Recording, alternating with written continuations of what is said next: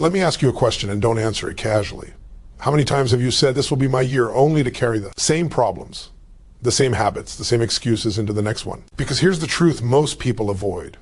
A new year doesn't change your life. A new you does. If you walk into 2026 with the same standards, the same emotional patterns, the same daily habits, you're not stepping into a new chapter. You're replaying an old one. And today that stops. Because the first thing you have to understand before tactics, before goals, before vision board, or motivation is this: your life is a direct reflection of the standards you've set for yourself. Not the standards you say you have, not the ones you talk about when you're inspired, but the ones you live by when no one is watching. Standards are not what you hope for, they're what you tolerate. And if you're honest, you already know where your standards really are because they show up in your health, your relationships, your income, your focus, and your daily energy. Most people don't have a goal problem. They have a standard problem. They say they want more confidence, but they tolerate self-doubt. They say they want success, but they tolerate procrastination. They say they want freedom, but they tolerate distractions, excuses, and emotional comfort over progress. And every time you tolerate something that pulls you away from your highest potential, you silently train yourself to accept less than you're capable of. That's how years slip by. Not through massive failure, but through quiet acceptance. Here's what changes everything. The moment you raise your standards, your behavior changes automatically. You don't negotiate with yourself anymore. You don't wait to feel ready. You don't ask, do I feel like it today? You ask a different question, is this who I am now? Because when your identity shifts, your actions follow. When you decide that quitting is no longer an option, you stop quitting. When you decide that average is no longer acceptable, you stop settling. When you decide that your time is valuable, you stop giving it away to things that don't move your life forward. Raising your standards doesn't mean becoming perfect. It means becoming intentional. It means deciding in advance what you will and will not allow in your life. It means no longer allowing your emotions to dictate your commitments. Because if you live by emotion, you'll train yourself to live inconsistently. But when you live by standards, you show up even on the days you're tired, unmotivated, or uncertain. Especially in those days. That's where personal power is built. Think about this. Every breakthrough you've ever had came after you decided enough is enough. Not someday, not next month. In that moment. You didn't wait for confidence, you created it through action. You didn't wait for clarity, you stepped forward anyway. That decision raised your standard and your life adjusted to meet it. The same thing can happen again, but only if you stop negotiating with the past version of yourself. Most people enter a new year hoping things will be different. Powerful people enter a new year deciding they will be different. Hope is passive. Standards are active. Hope waits. Standards demand. And when you demand more from yourself, not in a harsh way, but in a committed way, you unlock a level of discipline, focus, and resilience that was always inside you, waiting to be called forward. If you don't consciously raise your standards, life will set them for you. Your environment will dictate them. Your past will define them. Other people's expectations will shape them. And before you know it, you'll wake up wondering how another year slipped away. But when you raise your standards, you take back control. You become the driver instead of the passenger. You stop reacting and start creating. So ask yourself, honestly and without judgment, what have I been tolerating that I know must change? What behaviors, thoughts, or habits have I allowed to stay simply because they were familiar? Comfort is expensive. It costs you your potential. It costs you your future. And the price only goes up the longer you delay. As you move toward 2026, this is not about adding pressure, it's about adding power. Decide who you are now. Decide what you stand for.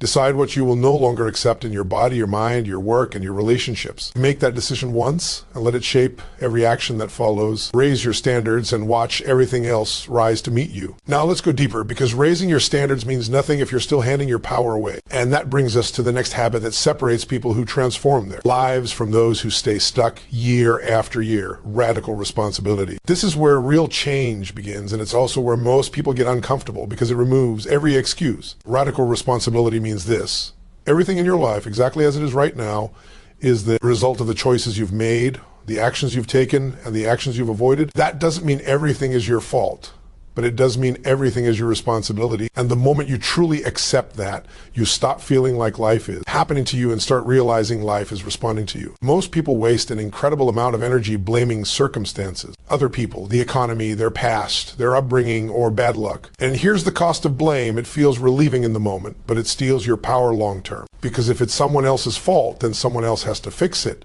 and that keeps you waiting. Radical responsibility ends the waiting. It puts you back in control. When you take full ownership, something incredible happens. Instead of asking, why did this happen to me? You start asking, what can I do about this right now? Instead of saying, that's just how I am, you say, that's how I've been, and I can change it. Ownership shifts your language, your focus, and your emotional state, and your state determines your actions. Your actions determine your results. This doesn't mean beating yourself up. In fact, radical responsibility is the opposite of self-criticism. It's empowering. It's saying, I have influence here. I have choice here. Even when things didn't go your way, even when someone let you down, even when life hit you harder than you expected. You may not control what happened, but you always control what it means and what you do next. Think about how many times people say, I'll be confident when things improve, or I'll be happy when I reach my goal, or I'll take action when I feel ready. That's giving control away. That's putting your emotional state in the hands of external conditions. Radical responsibility flips that completely. You decide your state first. You act first, and you let the results catch up. As you approach 2026, understand this clearly. No one is coming to save you. And that's not bad news. It's the best news of your life, because it means you don't have to wait for permission. You don't need someone else to change before you do. You don't need perfect circumstances. The moment you decide, this is on me, you activate a level of focus, urgency, and creativity that most people never touch. When you own your results, you also own your growth. Every setback becomes feedback. Every failure becomes information. You stop asking, why does this always happen to me? And start asking, what is this trying to teach me? That question alone can change your future, because it turns pain into progress instead of a prison. Radical responsibility also transforms your relationships. When you stop expecting others to fill your emotional gaps, you show up stronger, clearer, and more grounded. You communicate better. You set boundaries.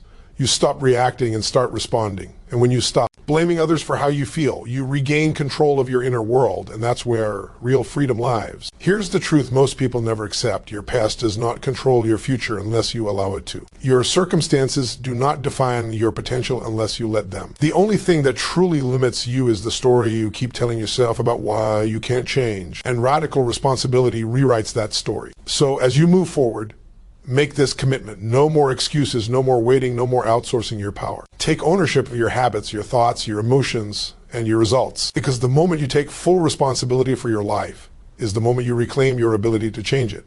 If it's going to change, it starts with you right now. Once you've raised your standards and taken full responsibility, there's another force that determines whether those decisions actually stick, and that force is your emotional state. Because here's the truth. It's not your ability that determines your results. It's the state you're in most often. You can have all the knowledge in the world, the best plans, the clearest goal, and still sabotage yourself if you live in a low, reactive emotional state. Mastery begins from the inside out. Most people don't realize how much their emotions are running their lives. They wake up already overwhelmed, already distracted, already carrying yesterday into today. They let a single conversation, a bad piece of news, or one small setback hijack their focus for hours or days, and then they wonder why they don't follow through. It's not because they're lazy or incapable. It's because they never learned how to take control of their emotional state. Your state is shaped by three things you control every day: what you focus on, the meaning you give things, and the actions you take with your body. Change any one of those and your state changes instantly. Shift all three and you become unstoppable. This is why two people can face the same challenge and get completely different outcomes. One collapses, the other rises. The difference is not the situation, it's the state. As you move toward 2026, understand this. Waiting to feel motivated is a trap. Motivation is unreliable. State control is not. You don't wait for energy, you generate it. You don't wait for confidence, you create it through movement, breath, posture, and focus. When you sit still, slouched, staring at problems, your body sends a signal to your mind that you're powerless. When you move with intention, breathe deeply, and stand with purpose, your mind follows. This isn't about pretending everything is fine. It's about choosing where your power lies. You can acknowledge pain without living in it. You can feel fear without letting it drive. Emotional mastery means you experience emotions without being controlled by them. You decide moment by moment which state serves the future you're building. Most people let their mornings decide their day. High performers decide their state before the day decides for them. They have rituals, simple, consistent actions that condition strength, focus, and clarity. Not because life is easy, but because life is demanding. And without a strong emotional foundation, pressure turns into panic. With it, pressure turns into fuel. When something doesn't go your way, the question isn't, why is this happening? The question is, what state do I choose right now? Because your response in that moment determines whether you grow stronger or reinforce old patterns. If you respond with frustration, you train frustration. If you respond with curiosity, determination, or resolve, you train resilience. Mastering your state also changes how long emotions last. Most people don't get stuck because of what happens, they get stuck because they stay there. Emotional mastery shortens recovery time. You still feel disappointment, but you don't camp there. You feel doubt, but you don't build a home there. You feel anger, but but you channel it into action instead of self-destruction. This is especially critical as you commit to higher standards and greater responsibility. The bigger the vision, the stronger the emotional muscles you need. Without state control, pressure breaks you. With it, pressure sharpens you. You stop seeing challenges as threats and start seeing them as training. So make this decision now. Your emotions are signals, not commands. You listen to them, you learn from them, but you don't hand them the steering wheel. You decide your focus. You decide the meaning. You decide the action. And when you do that consistently, your emotional baseline rises and so does your life. Master your state and you master your days. Once your standards are higher, your responsibility is owned and your emotional state is under control. There's only one thing left to make all of it real, and that's what you do every single day. Because your future is not built in moments of inspiration. It's built in moments of consistency. This is where discipline, non-negotiable habits come in, not dramatic changes, not massive overhauls. Small actions done with absolute certainty. Most people think discipline is about willpower. It's not. Willpower runs out. Discipline is about identity. It's about deciding in advance who you are and what you do no matter how you feel. When habits become non-negotiable, you don't debate them, you don't delay them. You don't need motivation to start, you remove the option to stop. Look at the areas of life where you feel stuck. It's never because you don't know what to do. It's because you haven't turned the right behaviors into daily rituals. Success is not a mystery.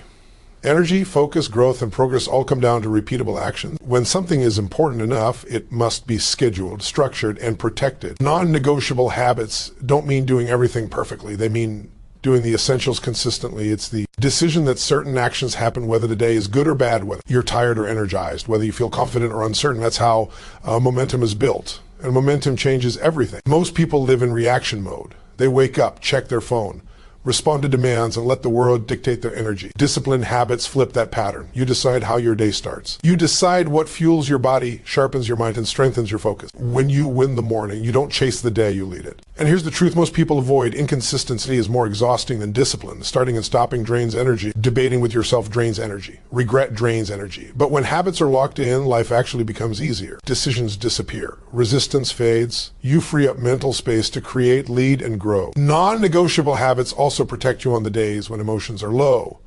When motivation disappears, habits carry you forward. When confidence wavers, habits keep you moving. You don't rise to the level of your goals, you fall to the level of your systems. And systems are built through daily discipline. As you move toward 2026, understand this clearly. You don't need more time. You need more structure. You don't need more inspiration. You need fewer negotiations. Every time you argue with yourself, you reinforce uncertainty. Every time you follow through, you reinforce identity. And identity is what sustains success. The strongest habits are tied to meaning. You don't show up because you should. You show up because it aligns with who you've decided to become. That's the difference between force and power. Force burns out. Power endures. So choose the few habits that move your life forward and make them sacred. Protect them. Repeat them. Let them compound. Because when discipline becomes automatic, growth becomes inevitable. Build habits that don't depend on how you feel, and your future will depend on them. Now, here's a truth that most people resist, even when they're doing everything else. Right, you cannot build a powerful future while carrying what no longer serves you. Growth is not only about what you add, it's about what you remove. And if we're honest, there are habits, relationships, environments, and internal patterns that belong to an older version of you, not the person you're becoming. Every year, people say they want more energy, more clarity, more momentum, but they never ask the deeper question, what's draining me? Because elimination requires courage. It means facing comfort zones that feel familiar but quietly hold you back. It means letting go of identities that once protected you but now limit you. You don't need to fix everything, just stop feeding what's keeping you stuck. Think about this. Your life is full not because you're failing, but because you're full. Full of distractions, full of obligations you never chose consciously, full of habits that once made sense but now cost you time, focus, and confidence. When your life is cluttered, your vision gets blurry. When your vision is blurry, your standards drop. And that's how people drift instead of decide. Elimination is a form of self-respect. It's saying, my future matters more than my comfort. That might mean distancing yourself from people who normalize mediocrity. It might mean ending patterns of self-talk that quietly undermine your belief. It might mean reducing inputs that overwhelm your mind, endless scrolling, constant noise, negative information that leaves you reactive instead of ready. Most people don't realize that what they tolerate externally becomes what they accept internally. If you stay in environments that drain you, you'll start believing that exhaustion is normal. If you stay in conversations that limit you, you'll shrink your vision to fit in. But when you remove what no longer aligns, you create space, and space is where growth happens. Letting go doesn't mean rejection or anger. It means clarity. It means choosing alignment over attachment. Some people, habits, or routines were meant to be part of a chapter, not the whole story. And holding on to them past their season doesn't make you loyal, it makes you stuck. As you approach 2026, understand this clearly: you cannot carry old weight into a new level. Elevation requires lightness. Athletes don't train by adding weight endlessly, they also cut what slows them down. The same is true for your life. Progress isn't about doing more, it's about doing what matters without distraction. This also applies internally. Old narratives like "this is just how I am, it's too late," or "I've always struggled with this, must be challenged." Those stories were built in a different season under different standards. They don't get to decide your future unless you let them. And the moment you question them, they lose their power. Elimination creates momentum. When you stop leaking energy, you regain focus. When you stop saying yes to what drains you, you finally have the capacity to say yes to what grows you. This is where confidence quietly rebuilds, through boundaries, through clarity, through intentional choice. So ask yourself, without guilt or judgment, what am I holding on to that costs me more than it gives? What patterns feel familiar but no longer feel right? What needs to end so something better can begin? Because endings are not failures, they're transitions. And transitions are where transformation lives. Release what no longer serves the future you're committed to, and make room for what does. Once you've raised your standards, taken full responsibility, mastered your emotional state, built disciplined habits, and cleared what no longer serves you, there's a powerful truth you must embrace if you want lasting momentum. Growth is not a phase, it's a way of life. The moment you stop growing, you don't stay the same, you slide backward. And the people who thrive year after year are not the most talented, they're the most committed to constant expansion. The world is changing faster than ever. Skills expire. Comfort zones shrink. What worked 5 years ago may not work next year. If you're not intentionally learning, stretching, and upgrading yourself, you're silently falling behind. Not because you're incapable, but because growth was never optional, it was always required. The question is whether you make it deliberate or leave it to chance. Most people wait for confidence before they grow. They say, once I feel ready, I'll learn something new, or when I'm more successful, I'll invest in myself. But growth doesn't come after success. Growth creates success. The discomfort you feel when learning something new is not a sign of weakness. It's proof that you're expanding. Avoiding discomfort keeps you safe. Embracing it makes you strong. As you move toward 2026, understand this: the biggest gap in your life is not between where you are and where you want to be. It's between what you know now and what you must learn next. And the fastest way to close that gap is to commit to daily improvement, not massive leaps, small upgrades compounded over time. This doesn't mean becoming obsessed or overwhelmed. It means becoming intentional, reading instead of scrolling, practicing instead of procrastinating, seeking feedback instead of validation. Growth-focused people ask better questions. They don't ask, how can I avoid this challenge? They ask, how can this challenge make me better? That mindset alone changes how you experience pressure, failure, and uncertainty. Skill expansion also builds confidence in a way nothing else does. Confidence is not something you wait for, it's something you earn. Every time you learn a new skill, stretch beyond your comfort zone or improve your ability to communicate, lead, focus, or execute, you build evidence.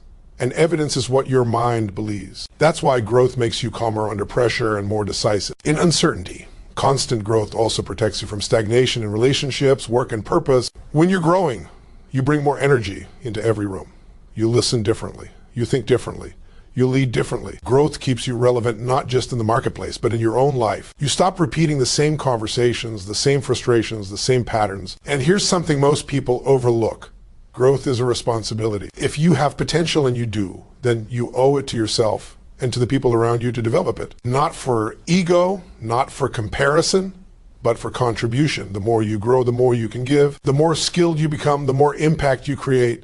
This doesn't mean chasing perfection. It means choosing progress. It means deciding that every year you are stronger, wiser, and more capable than the year before. That you don't let fear dictate your ceiling. That you don't let comfort steal your future. So commit now. Decide that learning is non-negotiable. That curiosity replaces complacency. That expansion becomes part of your identity. Because the life you want in 2026 will demand a version of you that you must grow into. Keep growing or get left behind. And now it all comes together, because everything you've heard so far means nothing without this final habit, deciding once and acting with relentless consistency.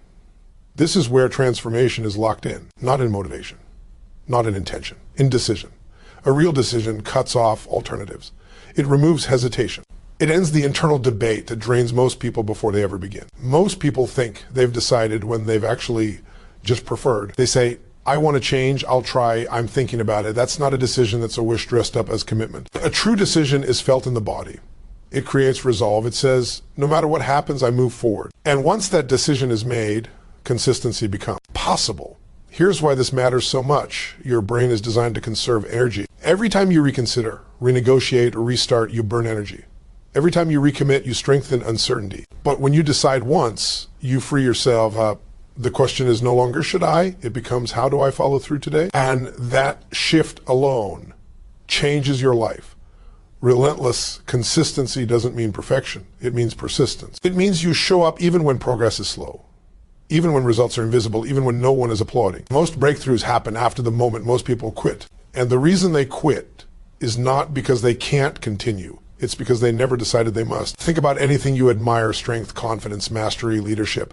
None of it came from intensity alone. It came from repetition, from showing up again and again until the behavior became identity. Consistency is how habits become character.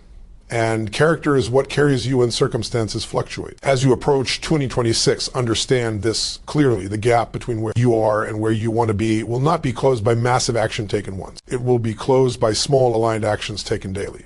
Relentless consistency is not exciting, but it's effective. And effectiveness is what builds real results. This also means letting go of the emotional roller coaster. You don't act when you feel inspired, you act because you decided. You don't stop because it's hard, you adapt and continue. Consistency trains trust. You start trusting yourself again. And self-trust is the foundation of confidence, discipline, and leadership. There will be days when you doubt yourself, days when the old patterns try to pull you back. That doesn't mean you failed, it means you're growing. Consistency isn't about never falling, it's about never staying down. You get back up quickly, you return to the decision, you move forward without drama. This is also where momentum compounds. When actions align with identity over time, effort decreases and results increase. What once felt difficult becomes automatic. What once required discipline becomes who you are. And that's when life starts to feel powerful instead of exhausting. So don't overcomplicate this. Decide who you are becoming. Decide how you live. Decide what you do daily. Then remove the option to quit. Remove the option to negotiate with your lower self. Make the decision once and honor it every day. That's how you enter 2026, not hoping, not wishing, but unstoppable.